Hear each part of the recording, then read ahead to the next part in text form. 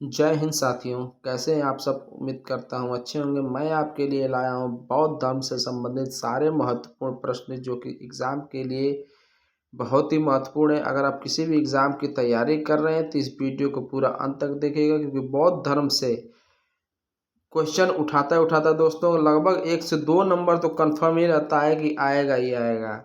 तो वीडियो को पूरा इस देखिएगा दोस्तों, स्किप मत करिएगा। और चैनल पे नए होंगे तो चैनल को सब्सक्राइब कर लीजिएगा और बताइएगा कि वीडियो आपको कैसा लगा। तो चलिए शुरू करते हैं। पूछ रहा है कि बौद्ध धर्म के संस्थापक कौन थे। बौद्ध धर्म के संस्थापक कौन थे, तो आप देख सकते हैं गौतम बुद्ध।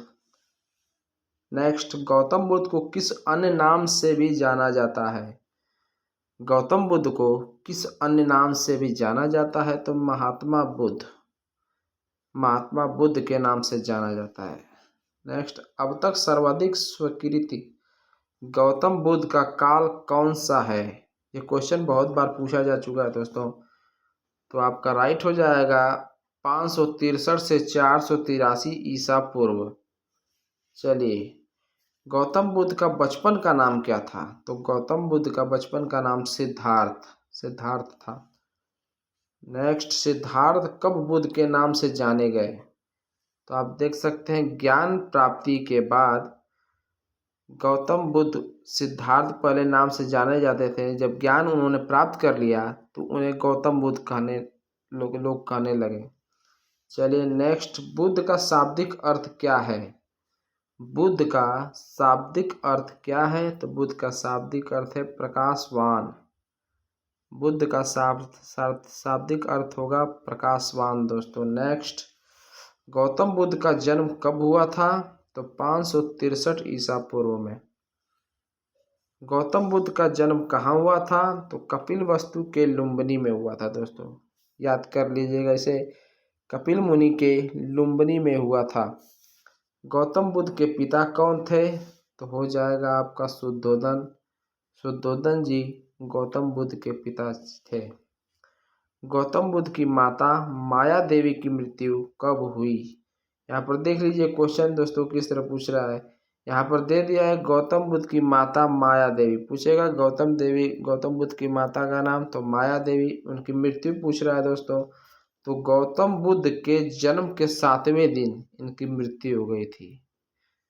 पूछेगा चौथे दिन हुआ था, तो आप बता देंगे 7वें दिन उनकी मृत्यु हो गई थी दोस्तों। तो चलिए आगे बढ़ते हैं। आगे बढ़ते हैं दोस्तों। आगे देखिए, गौतम बुद्ध का लालन पालन किसने किया, तो उनकी सौतेली माँ प्रजापति ने। ये भी क्वेश्चन बहुत बार पूछा जा चुका है कि गौतम बुद्ध का माता के मरने के बाद उनका लालन पालन किसने किया था, तो सौतेली माँ प्रजापति ने। नेक्स्ट, ये भी पूछ सकता है दोस्तों क्वेश्चन की उनकी प्रजापति माँ कौन थी, तो सौतेली माता जी थी। चलिए नेक्स्ट करते हैं, महात्मा बुद्ध किस क्षत्रिय कुल के थे, तो शाक्य कुल के थे दोस्तों। गौतम बुद्ध के बचपन का क्या नाम था, तो सिद्धार्थ। आगे, 16 वर्ष की आयु में गौतम बुद्ध का विवाह किससे हुआ, यशोधरा से हुआ था दोस्तों। नेक्स्ट, गौतम बुद्ध के पुत्र का क्या नाम था, तो गौतम बुद्ध के पुत्र का नाम था राहुल।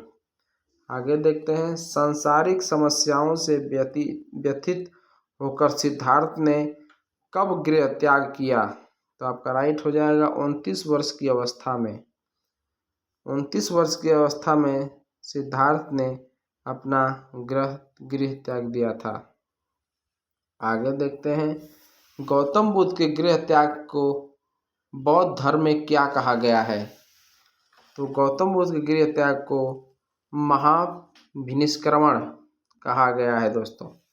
नेक्स्ट, गौतम बुद्ध को कितनी आयु में गया में वट पीपल वृक्ष के नीचे ज्ञान प्राप्ति हुआ, तो 35 वर्ष की आयु में गौतम बुद्ध को ज्ञान प्राप्त हुआ। देखिए क्वेश्चन यहाँ पे ये भी क्वेश्चन बन रहा है दोस्तों, गौतम बुद्ध को किस वृक्ष के नीचे ज्ञान प्राप्ति हुआ था, तो आप वट लगा सकते हैं दोस्तों। वट यानी पीपल वृक्ष के नीचे उनको ज्ञान प्राप्ति हुई थी। नेक्स्ट, गौतम बुद्ध को किस नदी के किनारे ज्ञान प्राप्ति हुई, तो निरंजना नदी, जिसे फल्गु नदी के नाम से भी जाना जाता है, उसके किनारे पर उनको ज्ञान प्राप्ति हुआ था। नेक्स्ट, गौतम बुद्ध का ज्ञान प्राप्ति स्थल क्या कहलाया? तो आप देख सकते हैं बोध गया, बोध गया नाम से जाना जाता है। आगे बढ़ते हैं। गौतम बुद्ध ने अपना पहला उपदेश कहाँ दिया? तो गौतम बुद्ध ने अपना पहला उपदेश सारनाथ के ऋषि पत्तनम में दिया था। सारनाथ के ऋषि पत्तनम में दिया था अपना पहला उपदेश। गौतम बुद्ध द्वारा दिया गया प्रथम उपदेश क्या कहलाता है? तो आप देख सकते हैं धर्म चक्र प्रवर्तन कहलाता है दोस्तों। नेक्स्ट, गौतम बुद्ध के प्रमुख अनुयायी शासक कौन थे? तो आप देख सकते हैं बिंबिसार, प्रसेनजीत व उदयन, जो इनके अनुयायी थे दोस्तों, ये शासक जो थे। नेक्स्ट पे आते हैं।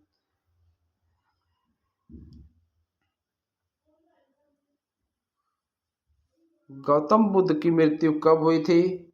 तो आप देख सकते हैं 483 ईसा पूर्व, 483 ईसा पूर्व में गौतम बुद्ध की मृत्यु हो गई थी। आइए नेक्स्ट करते हैं। गौतम बुद्ध की मृत्यु कहाँ पर हुई? तो कुशीनगर जो है, कुशीनगर में हुआ था, जो कि देवरिया जिले उत्तर प्रदेश में स्थित है दोस्तों, वहाँ पर इनकी मृत्यु हो गई थी।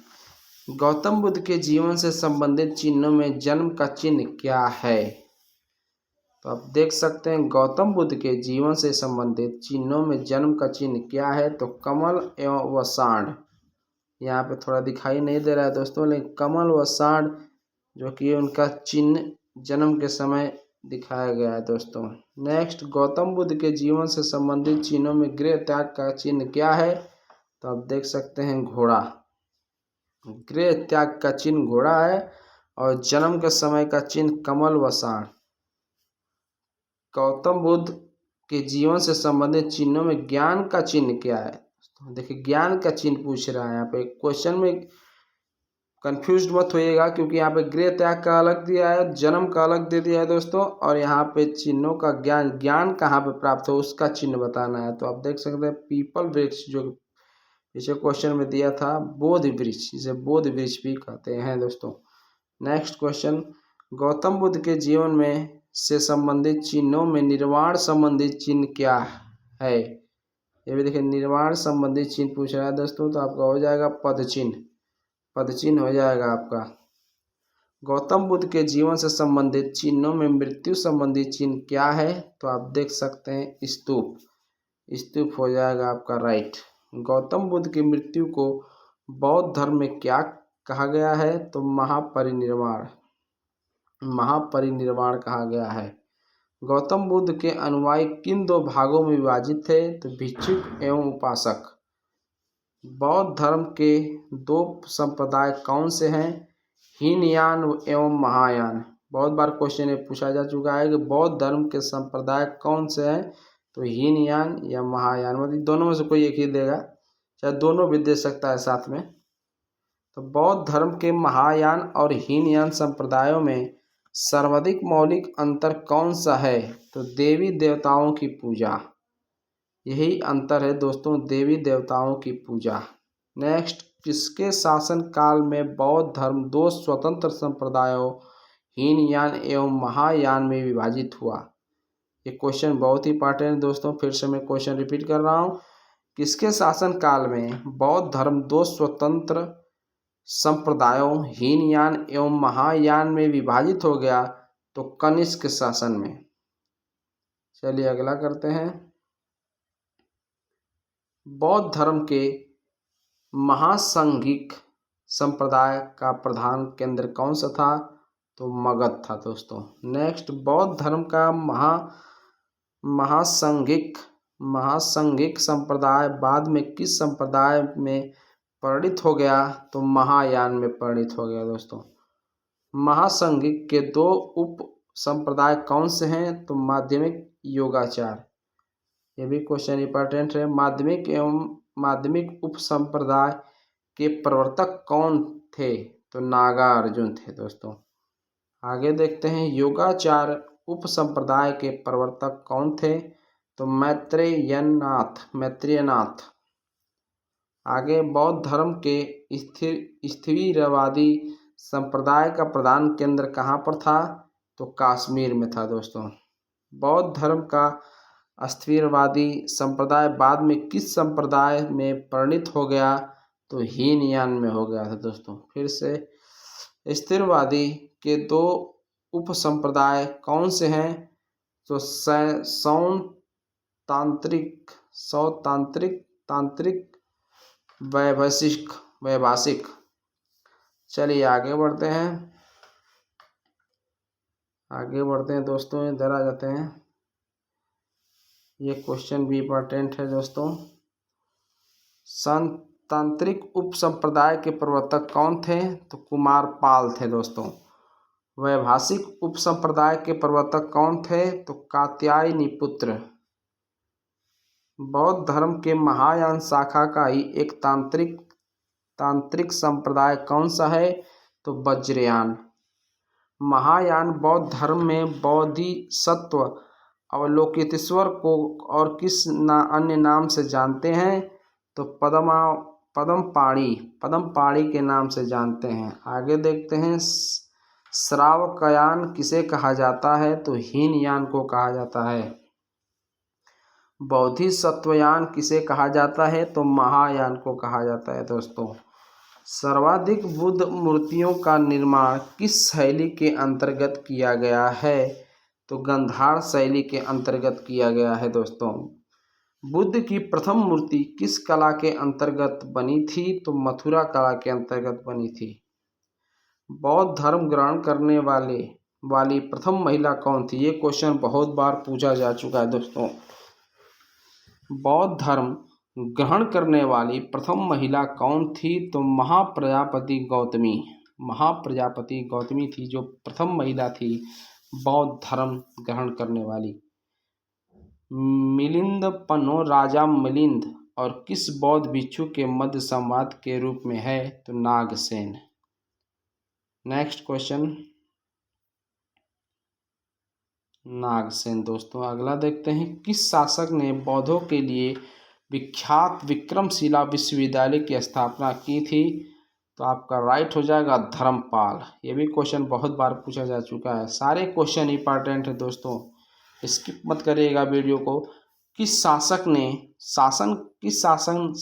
के शासन काल में नेपाल में बुद्ध धर्म का गमन हुआ था? तो अशोक राइट हो जाएगा।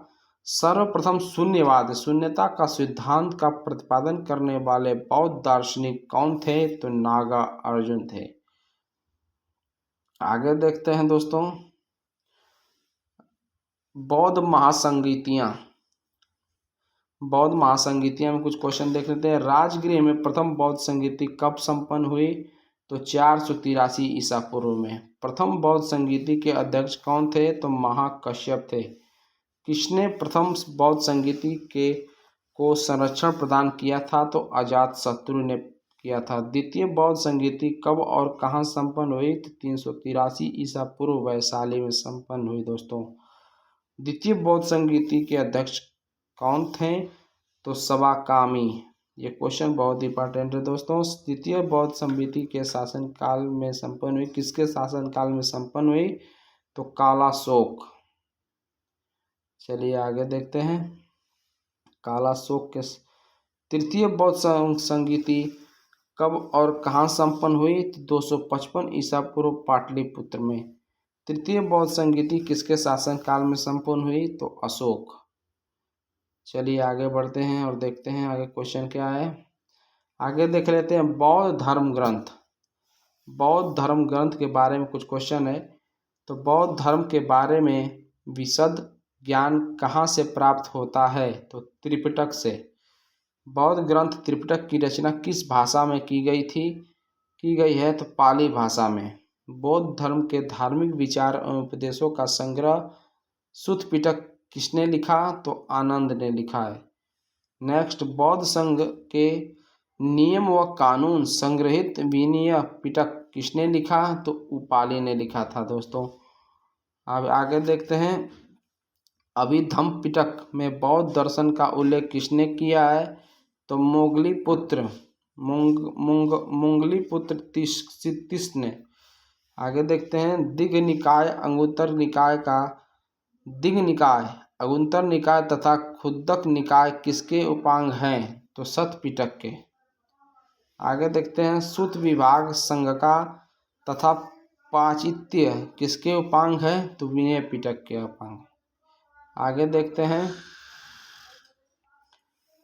कौन सी बुद्ध रचना गीता के समान पवित्र मानी जाती है? तो अभिधम पिटक गीता के समान मानी जाती है दोस्तों।